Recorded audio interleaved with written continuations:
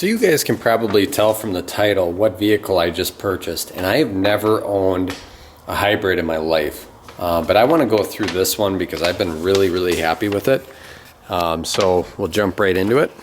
And I got myself a 2016 Prius, and this is the Prius 2, so it's more of a baseline model. One thing I really like about it is the metallic flakes. I don't know if the camera's going to do that justice, but it's really cool. It's midnight black. So I really like the new design of this. I've never really been a fan of the way the Prius has looked. I've always really liked the technology. But it's got these neat swooping headlights that come all the way back, halfway up the hood, more than halfway up the hood. This particular model came with a 3M style of protector on it, and we'll kind of move around here. It's got the typical Prius glass down below in the back here. It's got the rear wiper,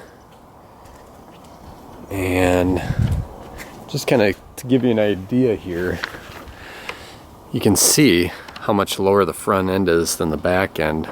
So it's got a little bit of a rake to it, which is kind of neat. And yeah, I am totally loving this thing. Let's go on into the interior here. And before I step in, one thing I want to mention is these seats are super comfortable. You can see from the bolstering there, they really hug you, and they've got a feeling like they're going to last quite a long time. The other nice feature is all of the window switches are automatic up and down. So again, this is a base model, so everything you're seeing here is standard with all the Priuses. So you can even see that black metallic flake carries through to the interior accents, which is really nice. Came standard with these mats, which I love because I can use these year round. We do get some pretty harsh winters here. And I would say too, I want to mention these seats are more comfortable. We have a Kia Sorento SX, which is about a $40,000 SUV. And these seats, I would take these any day of the week over those. Here's the dash layout. I'll just hop in here and shut the door. One thing I want to mention before I got this car, I was very unsure about this right here. I'm used to the gauges in a traditional car being right up front. This I was worried about. When I test drove it, I didn't even notice this as far as it being off to the side. It kind of feels like it's angled to me, and I don't know if it actually is or not, but it just seems like it's aimed at me and I don't even notice it. So that's really neat. All these little vents have Prius stamped into them, which is kind of cool. And so let's kind of just start with the steering wheel here. And so again, this is base model. The one thing I love that Toyota does that I wish everyone else did is instead of having dummy switches, it's just a flat panel. So in the higher end trim models, there'd be switches here. So anyone that drives this isn't even really going to know it's a base model unless you knew better. On this side, it's got the Bluetooth hands-free, all the little buttons and stuff on both sides that change menus in the screen. My only gripe about the steering wheel is I like having this bottom open where you can kind of rest your arm when you're cruising on the highway or whatever. I like that. Another reason I picked this model is I don't like the white on some of them. That's carried through in the center console as well. So I wanted a black, all black interior, and I'm really happy I chose that. And moving right along to the climate control, try to keep this video fairly short. I love this. So every model comes with the automatic climate control. The really cool thing is this button right here, you can probably tell, shuts off the vents to the rear passengers. And I even heard that when it senses that there's no one in the passenger seat, it'll actually shut off the vents to the passenger as well and only direct it towards the driver, which is really awesome. Another thing I read online is that the steering wheel is made out of a material that's not supposed to get too hot or too cold. It's supposed to keep a very neutral temperature. And so far I am finding that to be true as well, which is nice. And then, so basically, you know, you slide over, down for drive, over and up for reverse. Push that button to go into park. You have your different drive modes. So in the 4th generation Prius, like this, it is eco, normal, and performance mode, and basically changes the color of the speedometer too, so you know which mode you're in at all times. EV mode just holds you in electric only mode as long as you can. I've noticed I can be on the highway, and if I'm coasting, I can get an EV mode going 65 miles an hour. I can't hold it very long, and there can't be any sort of an incline. It really only works for declines. So something to be aware of there. This is the center console area, which is a pretty generous amount of space. This little tray comes out, and you've got everything down there. This is a decent armrest, not the best I've ever had in a vehicle, not the worst. If we carry through right here, we've got a 12 volt outlet, and then also your USB and auxiliary. Another mention here, as far as the stereo goes, this thing sounds better than the surround sound with subwoofer system we have in our Kia Sorento and what I've had in my Subaru WRX. This thing just pounds, and I don't know why. I know we've got a couple speakers up there on both sides. We've got decent sized mid-ranges down on either side here, but this thing just bumps for some reason. I don't know why, but it's awesome. One thing that I've heard a lot of complaints about, I didn't even realize it was not here at first, was the no upper glove compartment. So you just get the lower one, and there's a modest amount of room there, as much as you'd get in a traditional glove compartment. And yeah, I mean, that's pretty much it. You've got your wiper stalks, and I like on here, compared to my Corolla, this actually has some intermittent options. Another feature I like is you can turn on and off your daytime running lights, which is awesome, so they're not running at all times. As far as the mirrors go, I was kind of surprised on the base model it had the light, so that's kind of nice. And one thing I do want to show you is, so this is for the Bluetooth, microphone is up here. This is just a sunglasses case. We have 2 children under the age of 4, and we've got 2 full-size car seats. So let me hop out here, and I will go ahead and show you those. Oh, one thing I thought was weird too, they just have regular amber lights. I was kind of expecting LED on the inside of the vehicle. Oh, it's got the little shark fin antenna, which I like. And here's the inside. So you can tell there's plenty of space. This seat is almost all the way back, so I got to push that forward. But yeah, you can easily fit 2 car seats, and these are fairly good sized car seats at that. So I'll show you the trunk here. And it came with this rubber mat, which is awesome because we do have a dog, which makes things very nice. I'll get a shot all the way back here. So we can fit quite a bit of stuff in here. It's just awesome. And it came with a little cover that stretches out over here, so you can cover up your groceries and keep them cool. Kind of nice. Yeah, and that is, oh, one other thing I want to show you. I really like this. It's got a little touch, so to lock the car, you can see there's the 3 ridges. So all you gotta do is touch it, and then to unlock, you just stick your hand back here.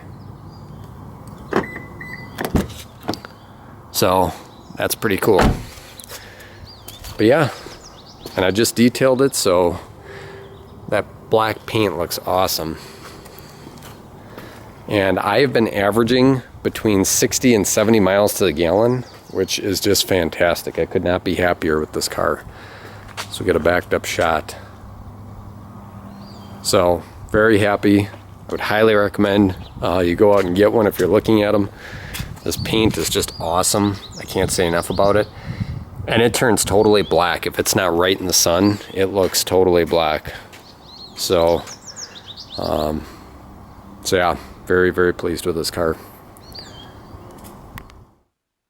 Okay, so for those of you that are interested in kind of seeing what the Prius is like to drive, I thought I'd shoot a quick video here. You basically have two split screens here. On the left-hand side, you'll see you've got your gas gauge. It shows you which mode you're in. So if you're in eco mode, it's blue. Performance mode is red. It shows your outside temperature display, which is awesome. We have cold winters here, so it's kind of crucial for safety to know at what point is freezing. You can switch between different trips, odometer, miles per gallon.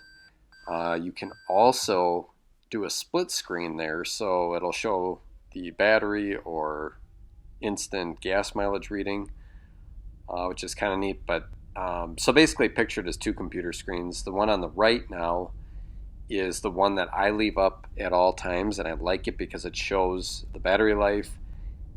It shows if I go right beyond that first line there, it kicks the gas engine in. So if you can take off in battery only mode, it is nice. And right there you see the EV light went off and coming up to a stop sign here. So if there's no traffic behind you, the goal is if you can take off an EV mode, or at least get started in EV mode before the gas motor kicks on, you're getting all the weight of the vehicle and all the inertia starting to move, which is nice.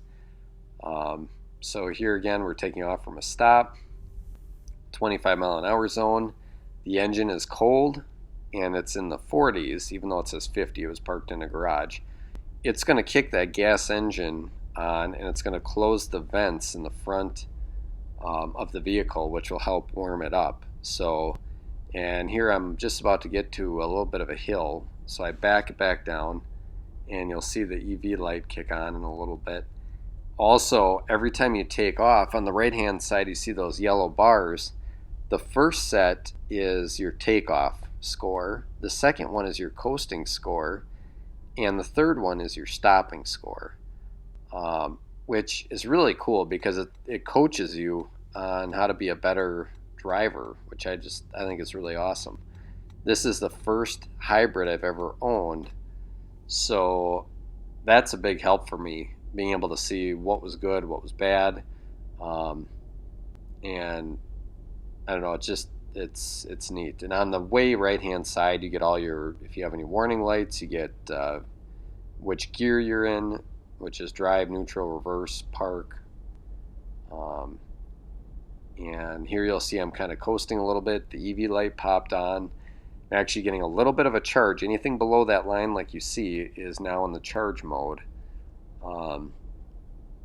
And starting to get back on the accelerator and going up. So kind of neat to watch. And as you can see there, I'm at 65.5 miles to the gallon. I've had this vehicle for 1 week, and I have been able to average between 60 and 70 on every single trip I've had. And I've been doing a mixture of highway and city, and it's probably about 50-50 split. When you get to a hill and you've got to climb up and you've got traffic behind you, there's pretty much no way you're going to stay in EV only. But in this 25 mile an hour zone,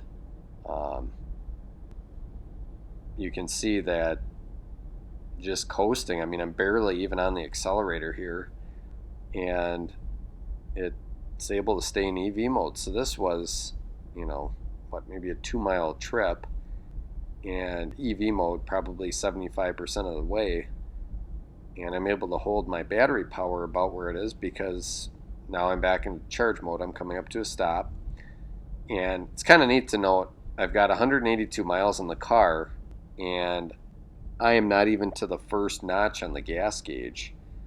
It's just incredible. At first, I wasn't even sure if it was working because I was at about 130 and there was still no indication on the gas gauge that I had used anything. So it's kind of neat. I still need to figure out what that blue line in that eco gauge is doing. You can see it's going up and down. That that bigger blue line behind the turquoise greenish line, and I'm right at that point right here. You can see that I'm staying in EV. I was just to the point where it's borderline for a 25 mile an hour zone at a stop and a car behind me. It's hard to go on electric only without making the person behind you mad. Um, but you can do it, you know, if you take off and you hold it right at the right line. And one thing to note too, now I've dropped down to 2 bars of battery, and I have noticed a difference. If this battery is all the way charged, I can take off quicker in EV only than when it's depleted like it is. So that's something to be kind of mindful of too. Now that it's at 2 bars, I couldn't pull out even into a 25 mile an hour zone, much less a 35 mile an hour zone with anybody behind me. It just doesn't have that kind of power with the EV only. But I am surprised this thing does have some pep when you put it into the power mode. Um, it behaves like a normal car in a sense. At this point, I'm into a parking lot, and you can see I'm just about 67 miles to the gallon, which is just fantastic. This car is rated 50 on the highway and 54 in the city. And so now here I put it in park, and when you turn the car off, it gives you a score, which you'll see pop up right there. So I got a 90 out of 100. I went 1.8 miles and I averaged 97 miles to the gallon.